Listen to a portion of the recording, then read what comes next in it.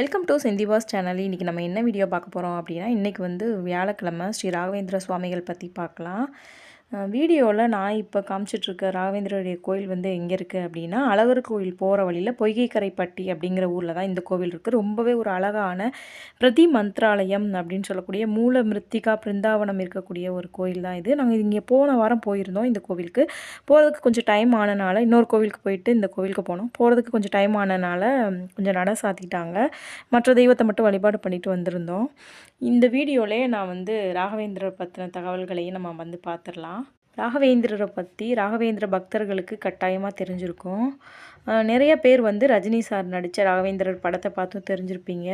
நீங்கள் இன்னும் அந்த படம் பார்க்கல அப்படின்னா கண்டிப்பாக ஒரு முறை போய் ராகவேந்திரர் படத்தை போய் பார்த்துட்டு வந்துடுங்க.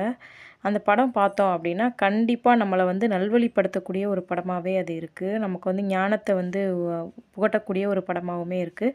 ரொம்பவே சூப்பராக இருக்குது. கண்டிப்பாக இந்த படத்தை பார்த்துட்டு வாங்க. இப்போ நம்ம ராகவேந்திரரை பற்றி பார்த்துடலாம். அவர் பிறந்தது பார்த்திங்க அப்படின்னா 1595 நம்ம தமிழ்நாட்டில் கடலூர் மாவட்டம் சிதம்பரம் பக்கத்தில் இருக்கக்கூடிய புவனகிரியில் தான் பிறந்திருப்பார்.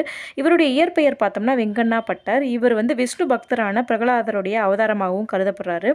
திருப்பதி ஏழுமலையானுடைய அருளால் பிறந்ததுனால அவருக்கு வந்து வேங்கடநாதன் அப்படிங்கிற திருப்பெயருமே வைக்கப்பட்டது.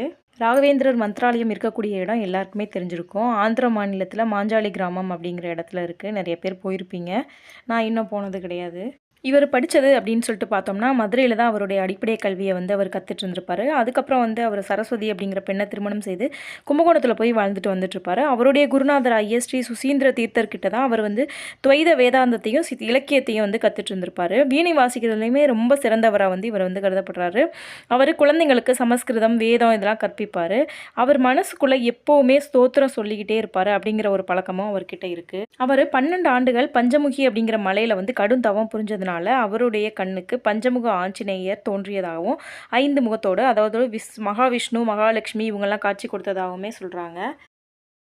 அவருடைய குருவான சுசீந்திர தீர்த்தர் அவரது மத்துவ மடத்தை ஏற்கும் பொறுப்பை வேங்கடநாதர்கிட்ட ஒப்படைக்கிறாரு.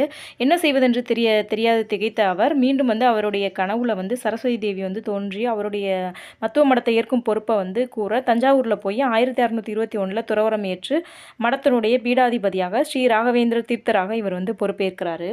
அதுக்கப்புறம் துங்கபுத்திரா நதிக்கரையில் மாஞ்சாலி கிராமத்தில் மடம் நிறுவி குடியேறாரு. அந்த மடமே பின்பு வந்து மந்த்ராலயமாக வந்து மாறுது.